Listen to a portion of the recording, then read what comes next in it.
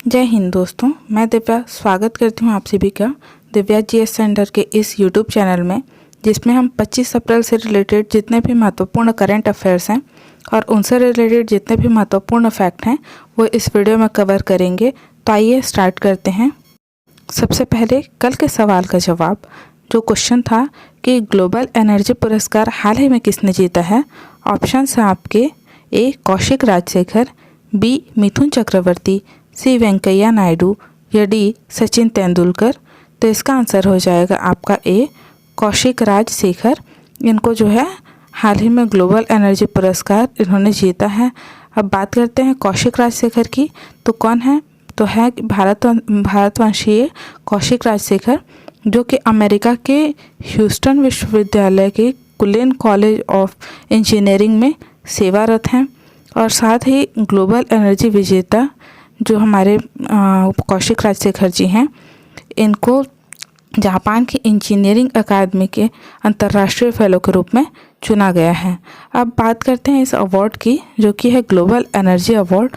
तो ये अवार्ड इनको मिला क्यों, तो ये मूल रूप से जो हमारे कौशिक राजशेखर हैं, ये भारत के कर्नाटक के छोटे से गांव के रहने वाले प्रोफेसर राजशेखर को बिजली रूपांतरण और परिवहन के विद्युतीकरण में अनेक योगदान के लिए चुना गया है।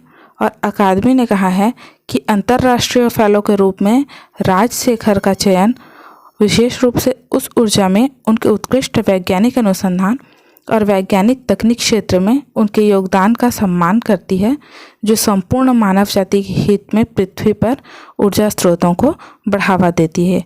आइए देखते हैं आज का पहला सवाल। राष्ट्रीय रक्षा विश्वविद्यालय ने रक्षा नवाचार के लिए किस देश के स्टारबस्ट एरोस्पेस के साथ हाथ मिलाया है। ऑप्शंस हैं आपके A Germany, B France, C USA या डी जापान। तो इसका आंसर हो जाएगा आपका बी फ्रांस। फ्रांस के साथ जो है स्टारबस्ट एरोस्पेस और फिर रक्षा नवाचार के लिए राष्ट्रीय रक्षा विश्वविद्यालय ने हाथ मिलाया है। अब बात करते हैं फ्रांस की। तो फ्रांस है एक यूरोपीय देश जिसकी राजधानी है पेरिस। राष्ट्रपति हैं वहाँ के इमैनुअल मैक्रोन। और साथ ही यहाँ की बात करें अगर यहाँ के साथ मिलिट्री एक्सरसाइज की, तो हाल ही में 2023 में हुआ था भारत और फ्रांस के बीच भारत फ्रांस संयुक्त सैन्य अभ्यास। ठीक, उसके अलावा देखें इसके डिटेल, तो जो साथ में हाथ मिलाया है इसके बारे में, तो ये है कि गांधीनगर स्थित, कहाँ, गांधीनगर जो कि गुजरात में है, वहाँ गांधीनगर स्थित राष्ट्रीय रक्षा विश्वविद्यालय RRU, जिसकी स्थापना हुई थी सन 2009 में। और इस फ्रांस के स्टारबस्ट एरोस्पेस ने एरोस्पेस रक्षा क्षेत्र में नवाचार को बढ़ावा देने के लिए एक समझौता ज्ञापन, जिसे कहा जाता है MOU, पर हस्ताक्षर किया है। और क्या होगा इससे, तो इससे होगा कि RRU और MOU अर्थात स्टारबस्ट भारत में सुरक्षा बढ़ाने और एक मजबूत रक्षा इकोसिस्टम बनाने के लिए मिलकर काम करेंगे। ये देखते हैं अगला क्वेश्चन है ACC पैरा कैनो एशियाई चैम्पियनशिप 2024 में किस भारतीय ने 2 स्वर्ण पदक जीते। ऑप्शन है आपके ए अनामिका सिंह, बी रागिनी विश्वास, सी प्राची यादव या डी इनमें से कोई नहीं। तो इसका आंसर हो जाएगा आपका सी प्राची यादव। इन्होंने जो है ACC para canoe Asian para championship 2024 में गोल्ड मेडल जीता है, और वो भी एक नहीं 2। देखिए तस्वीर में ये हैं आपकी प्राची यादव। और बात करें पैरा कैनो एशियाई चैम्पियनशिप की, तो पैरा कैनो जो एशियाई चैम्पियनशिप है, ये होता है कई प्रकार की शारीरिक अक्षमताओं अर्थात जो दिव्यांग हैं उनके एथलीटों के लिए कैनोइंग होता है, जिसका आयोजन अभी हाल ही में चाइना के संघाई में हुआ है। अब क्या है पैरा कैनो, तो बताया जैसे कि मैंने कि ये दिव्यांगों के लिए एक एथलीट चैम्पियनशिप है। अब बात करते हैं प्राची यादव की। तो प्राची यादव जो है वो मध्य प्रदेश की शीर्ष पैरा कैनो, और प्राची यादव ने जापान के टोक्यो में आयोजित ACC पैरा कैनो चैम्पियनशिप 2024 में 2 स्वर्ण पदक जीतते हैं। सॉरी, मुझसे ये गलती हो गई, मैंने कहा शंघाई में, शंघाई नहीं है ये, टोक्यो में है, जो कि जापान की राजधानी है, और यहाँ आयोजित हुए और इन्होंने इसमें 2 स्वर्ण पदक जीते हैं। इसके अलावा मध्य प्रदेश में कहाँ है प्राची, कहाँ की हैं, तो वो है मध्य प्रदेश में ग्वालियर से। और देखते हैं कि ग्वालियर के रहने वाली प्राची ने महिला के L2 और VL2 वर्ग में 2 स्वर्ण पदक जीते हैं। 2 अलग अलग वर्ग में इन्होंने 2 स्वर्ण पदक जीते हैं। और प्राची को साल 2023 में किस अवार्ड से नवाजा गया है, तो 2023 में इनको नवाजा गया था खेल का सर्वश्रेष्ठ पुरस्कार अर्जुन रत्न अवार्ड से इनको नवाजा गया था। बात करते हैं मध्य प्रदेश की, तो मध्य प्रदेश की राजधानी है भोपाल। राज्यपाल हैं यहाँ के मंगू भाई छगन लाल पटेल, और साथ ही यहाँ के CM हैं मोहन यादव। तीसरा सवाल है आज का कि हाल ही में शंघाई ग्रैंड प्रिक्स 2024 का खिताब किसने जीता है, तो ये ऑप्शन है आपके A Fernando Alonso, B Lewis Hamilton, C max Verstappen या D डैनियल रिकियार्डो। तो इसका आंसर हो जाएगा आपका C मैक्स वर्स्टैपेन। इन्होंने जो है 2024 का शंघाई ग्रैंड प्रिक्स का खिताब जीता है। और देखते हैं ये कौन है, तो तस्वीर में ये है आपके मैक्स वर्स्टैपेन, और इनके रिलेटेड डिटेल ये हैं कि इन्होंने 3 बार के डिफेंडिंग चैम्पियन रेड बुल के मैक्स वर्स्टैपेन ने शंघाई ग्रैंड प्रिक्स 2024 का खिताब जीता है। इस सीज़न के 5 रेसों में उनकी चौथी जीत, और पिछले सीज़न की पिछली 27 रेसों में उनकी 23वीं जीत है। मतलब अधिकतर रेस जो हैं यही जीतते हैं, एक रेसर हैं ये। और अगले ग्रैंड प्रिक्स रेस कब होगी, तो ये होगी 5 मई को मियामी अमेरिका में। चौथा सवाल है आज का कि IPL के इतिहास में 200 विकेट लेने वाले पहले गेंदबाज कौन बन गए हैं। ऑप्शन है आपके A Jasprit Bumrah, B Pat Cummins, C Yuzvendra Chahal या D मिशेल स्टॉक। तो इसका आंसर हो जाएगा आपका C युजवेंद्र चहल।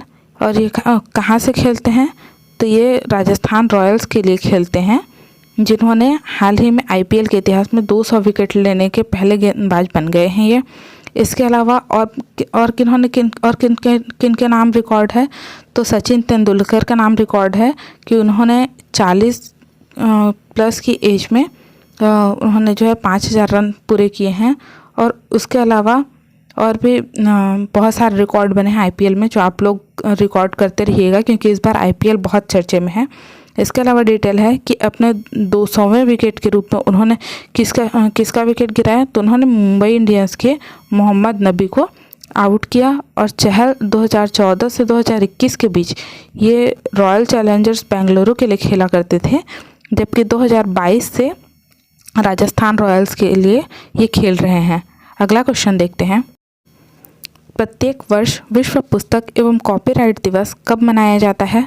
ऑप्शन है आपके A 20 April, B 22 April, C 23 अप्रैल या D 24 अप्रैल।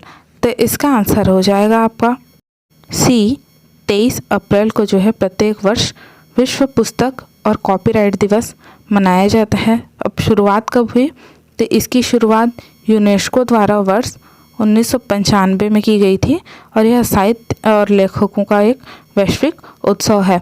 याद रखिएगा कि शुरुआत जो है यूनेस्को द्वारा किया गया था, और कब, तो 1995 में। और विश्व पुस्तक दिवस 2024 का विषय अर्थात जो थीम था वो था रीड योर वे। ठीक है। छठा सवाल है आज का, ज्वालामुखी माउंट एरेबस हाल ही में खबरों में था। जो ये ज्वालामुखी है ये किस महाद्वीप में स्थित है। ऑप्शन आपके A एशिया, B उत्तरी अमेरिका, C अंटार्कटिका या D यूरोप। तो इसका आंसर हो जाएगा आपका C अंटार्कटिका में जो है माउंट एरेबस ज्वालामुखी है, जो कि हाल ही में चर्चा में था। और चर्चा में क्यों था, क्योंकि यहाँ से प्रतिदिन $6000 मूल्य की सोने की धूल निकलने के कारण ये चर्चे में था। और बात करते हैं यह अंटार्कटिका का कौन से नंबर का है, तो दूसरा सबसे ऊंचा और सबसे सक्रिय ज्वालामुखी है और यह अंटार्कटिका के रॉस द्वीप पर स्थित है। अगला सवाल देखते हैं। ये सवाल आने वाले एग्ज़ाम्स के लिए बहुत ही इंपॉर्टेंट है, किसी भी एक एग्ज़ाम में ये पक्का पूछा जाएगा, तो आप लोग ध्यान दीजिए और अगर आपको महत्वपूर्ण लग रहा है तो आप लोग फैक्ट को लिखते जाइएगा। सवाल है कि हाल ही में खबरों में रहा टेल वैली वन्यजीव अभयारण्य किस राज्य में स्थित है? ऑप्शंस हैं आपके ए अरुणाचल प्रदेश, बी असम, सी महाराष्ट्र या डी तमिलनाडु। तो इसका आंसर हो जाएगा ए अरुणाचल प्रदेश का जो टेल वैली वन्यजीव अभयारण्य है, ये हाल ही में चर्चा में रहा। और क्यों रहा? क्योंकि यहाँ एक तितली की दुर्लभ प्रजाति जिसका नाम है नेप्टिस फिलारा वो खोजी गई है और ये भारत में पहली बार देखी गई है ये प्रजाति जो है। और इससे रिलेटेड डिटेल है कि इसे लंबी धारी वाले नाविक के रूप में जाना जाता है। इसके जो दांतेदार पंख ऊपर गहरे भूरे काले और नीचे पीले भूरे रंग के होते हैं। रंग कैसा होता है इसका? ऊपर से जो है ये भूरे और काले दिखेंगे, जबकि नीचे से नीले पीले और भूरे रंग के दिखेंगे। इसके अलावा ये कहाँ पाए जाते हैं? तो ये मूल रूप से पूर्वी एशिया के सदाबहार जंगलों, नदी वनस्पतियों और चट्टानी नदियों में पाए जाते हैं।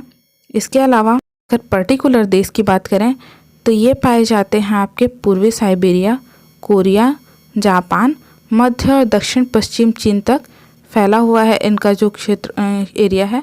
और ये भारत में इस प्रजाति को पहली बार देखे जाने का प्रतीक है, इसीलिए ये जो हमारा नेशनल पार्क है जो अभयारण्य है वो चर्चे में है। 8वां सवाल है आज का कि हाल ही में किस संगठन ने विश्व सैन्य व्यय में रुझान 2023 रिपोर्ट जारी की है? ऑप्शंस हैं आपके ए नाटो, बी संयुक्त राष्ट्र, C Stockholm International Peace Research Institute या डी विश्व बैंक। तो इसका आंसर हो जाएगा आपका C Stockholm International Peace Research Institute. इन्होंने जो है विश्व सैन्य व्यय में रुझान 2023 की रिपोर्ट जारी की है, अर्थात किस देश के द्वारा कितना खर्चा किया जाता है सैन्य के खर्च में या फिर जो आपके हैं सेफ्टी के लिए, तो उस पर इन्होंने रिपोर्ट जारी की है। तो ये रिपोर्ट कब से शुरू हुई है? तो यह है 1966 में स्थापित सिप्री द्वारा विश्व सैन्य व्यय में रुझान 2023 रिपोर्ट वैश्विक सैन्य खर्च पर प्रकाश डालती है, जो कि सैन्य खर्च के मामले में भारत कितना खर्च करता है एक साल में? तो ये करता है 83.6 अरब डॉलर के साथ अमेरिका, चीन और रूस के बाद चौथे स्थान पे है। पहले स्थान पे कौन है? अमेरिका, दूसरे पे चीन, तीसरे पे है रूस और चौथे स्थान पे आ गया है भारत। भारत का स्थान क्या है? चौथा। और इसके अलावा सिप्री संघर्ष अनुसंधान, आयुध हथियार नियंत्रण और निरस्त्रीकरण पर यह केंद्रित है। सेकेंड लास्ट क्वेश्चन है आज का कि हाल ही में महासागर दशक सम्मेलन 2024 कहाँ आयोजित किया गया है? ऑप्शन हैं आपके A Barcelona Spain, B Paris France, C Nai Delhi Bharat या डी मॉस्को रूस। तो इसका आंसर हो जाएगा आपका ए बार्सिलोना स्पेन में जो है महासागर दशक सम्मेलन 2024 आयोजित किया गया। अब ये क्या है? तो ये पृथ्वी विज्ञान सचिव एम रविंद्रचंद्रन ने के नेतृत्व में प्रतिनिधिमंडल ने बेहतर पूर्वानुमान पर जोर दिया है। और इसके अलावा जो है 10 से 12 अप्रैल तक, कब से कब तक हुआ? तो ये हुआ 10 से 12 अप्रैल तक चलने वाले सम्मेलन का इसका उद्देश्य था कि संयुक्त राष्ट्र महासागर विज्ञान दशक 2021 से 2030 तक के लक्ष्यों की दिशा में प्रगति का आकलन करना था। और मेजबानी किसने किया? तो यूनेस्को के साथ स्पेन ने। 10वां और आज का अंतिम सवाल है कि गेपांग गाथ हिम नदी झील जो कि हाल ही में खबरों में थी किस राज्य में स्थित है? ऑप्शन हैं आपके ए हिमाचल प्रदेश, बी उत्तराखंड, सी सिक्किम या डी अरुणाचल प्रदेश। तो इसका आंसर हो जाएगा ए हिमाचल प्रदेश में जो है गेपांग गाथ हिम नदी झील स्थित है। और इसके अलावा ये जो है 40 वर्षों से कौन इस पर नज़र रखा हुआ था? तो इसरो किसके थ्रू, तो उपग्रह के थ्रू लिखा हुआ है कि इसरो की उपग्रह इमेजरी से पता चलता है कि हिमाचल प्रदेश में गेपांगात हिमनद झील का 178% विस्तार हुआ, जो 2022 तक 36.49 से बढ़कर 101.30 हेक्टेयर हो जाएगा। मतलब इसका जो विस्तार है वो लगातार बढ़ता जा रहा है। और इससे होगा क्या, तो इसरो ने जो है 1.96 हेक्टेयर वार्षिक वृद्धि की चेतावनी दी है, जो बढ़ते जोखिम को संकेत देता है। और क्या जोखिम है इससे, तो जोखिम है कि हिमनद झील विस्फोट को डाउनस्ट्रीम समुदायों का खतरा, जो हिमस्खलन और चरम मौसम जैसे कारकों के प्रतिबंधित कारकों के मतलब जो प्राकृतिक आपदा हैं वो इससे आ सकते हैं।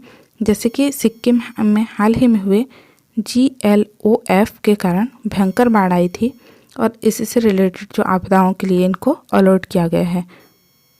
जाते जाते आज का सवाल, हाल ही में 2024 का world press photo of the year के पुरस्कार से किसे सम्मानित किया गया है? ऑप्शंस आपके ए मोहम्मद सलीम, बी सोनू निगम, सी उषा देवी या डी रिजवाना चौधरी।